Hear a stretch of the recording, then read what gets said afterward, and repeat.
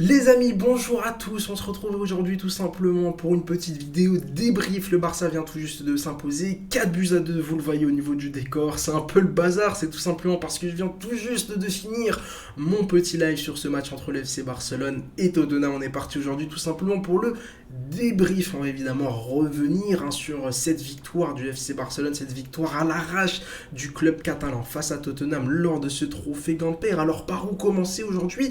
D'abord, ça a commencé très très fort du côté du FC Barcelone avec cette ouverture du score rapide de Lewandowski. Gros travail de Rafinha qui va parfaitement trouver Lewandowski au deuxième poteau. La reprise de volée, elle est parfaite. Le Barça sur le début du match est quand même largement, je trouve, supérieur à Tottenham. On est au-dessus du côté du club catalan. Rafinha est très intéressant, Romeo est très intéressant et puis surtout Baldé fait un excellent travail sur le couloir gauche. Et puis finalement à la 24e minute de jeu, tu dors un peu, notamment Araujo qui se fait surprendre dans son dos par Perisic. Le centre Skip qui va tout simplement marquer deux buts, le premier à la 24e, le deuxième à la 37e.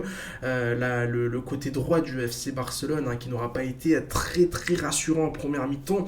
Mauvaise nouvelle évidemment dans ces 45 premières minutes, c'est tout simplement la blessure de Ronald Araujo. Et puis il faudra tout simplement attendre des changements en deuxième mi-temps parce qu'entre la 20e et la 55e, 60e, le Barça est en dessous, même 70e j'ai envie de dire, le Barça est en dessous pendant 30 minutes dans ce match-là, le Barça est en dessous, Tottenham, je vais pas dire mange cette équipe du FC Barcelone, mais presque. On a notamment Bissouma, Lo Celso qui s'amuse au milieu de terrain face au FC Barcelone, et puis il y a l'entrée d'un petit génie, il y a l'entrée d'un gamin de 16 ans, Yamal, qui va tout simplement métamorphoser, changer le visage de cette équipe du FC Barcelone. Yamal qui va faire la différence avec une passe décisive sur le but égalisateur de Ferran Torres, qui va s'amuser face à Reguilón sur le troisième et le quatrième but. Vraiment travail exceptionnel de Yamal. Il est incroyable, il est tout simplement incroyable. Même Abdel Alzouli, son entrée elle est pas mal, il y a un moment donné il fait une super frappe capté, dégagé par le gardien. Ferran Torres, Ansu Fati aussi auront été décisifs et auront permis au Barça de s'imposer. Maintenant, il y a évidemment quelques doutes dans ce match-là. Globalement, Garcia a eu du mal à défendre face à Richarlison.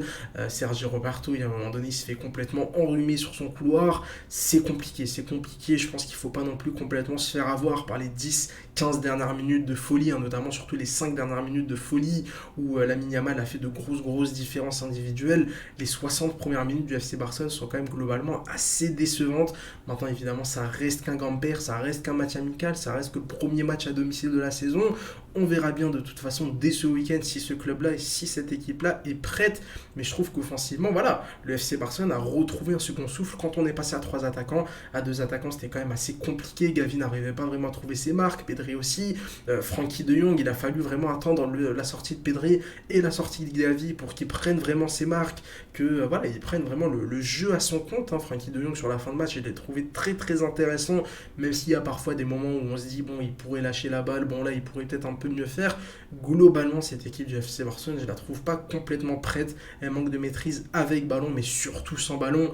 Plus d'une fois, Tottenham s'est procuré des occasions beaucoup trop facilement. Maintenant, encore une fois, il n'y a rien d'alarmant. Le Barça est dans un processus où tu peux pas être prêt dès le mois d'août, où tu peux pas être prêt dès le trophée Gamper. Maintenant, face à Tottenham, il n'y avait pas Harry Kane, il n'y avait pas Heung-min Son. Donc forcément, on a envie de se poser quelques questions. Comment tu aurais réagi face à une équipe supérieure?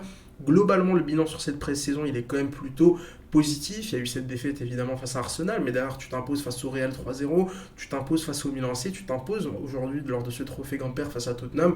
Des victoires, on va pas dire de prestige, parce que ça reste que des amicaux qu'on aura oubliés dès demain matin, mais voilà, il faut aller les gagner. Une victoire, c'est une victoire, c'est bon pour la confiance. Aujourd'hui, voilà, t'as Ferran Torres, t'as Ansu Fati, t'as Yamal, t'as Abdel Alzouli, des 4 attaquants qui sont entrés en cours de match, qui se sont tous mis en confiance. Même Lewandowski et Rafinha se sont mis en confiance parce que ils n'ont pas vraiment à rougir de leur performance, mais il y a des joueurs que j'ai trouvé quand même un peu en dessous. Il va falloir se poser des questions sur le dispositif tactique. Comment est-ce que tu veux attaquer? Comment est-ce que tu veux aller jouer cette saison en Liga?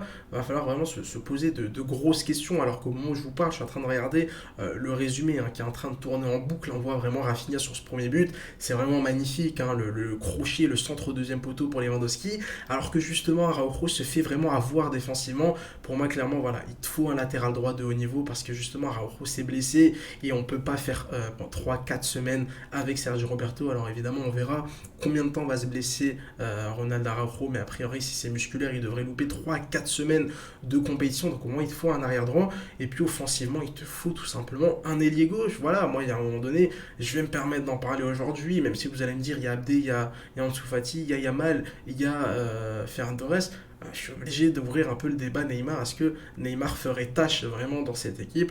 Moi, sérieusement et sincèrement, je ne pense pas. Je me dis qu'un couloir gauche avec Baldé et Neymar, ça pourrait être quand même assez fantastique. Frankie de Jong a d'ailleurs été élu homme du match. Il aura vraiment fait un excellent match, surtout une fois que Pedri et Gavi sont sortis, une fois qu'il a pu prendre vraiment à son compte le jeu tout simplement du FC Barcelone. Hein. Il a tout simplement été élu homme du match de ce trophée Gamper, notre Frankie de Jong national, notre numéro 21. Bref, premier match à domicile dans ce nouveau stade de Montjuic, hein, d'ailleurs qui n'a pas fait le plein lors de ce premier match. Hein. On a vu toutes les premières tribunes, en tout cas tout le bas des tribunes qui étaient plutôt vides.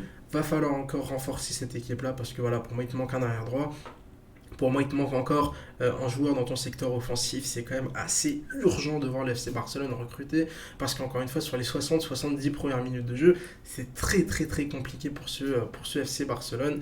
Et j'espère évidemment qu'on nous écoutera. Bref, n'hésitez pas évidemment à liker cette vidéo, à vous abonner. Comme vous le voyez, je serai tout simplement en live pour tous les matchs du FC Barcelone cette saison. En tout cas, un maximum de matchs du FC Barcelone cette saison. Donc n'hésitez pas évidemment à passer pour venir me voir pour qu'on discute en plein live sur la performance du jour du FC Barcelone. N'hésitez pas à me donner vos tops et vos flops en commentaire. N'hésitez pas à me dire ce que vous en avez pensé de ce match-là.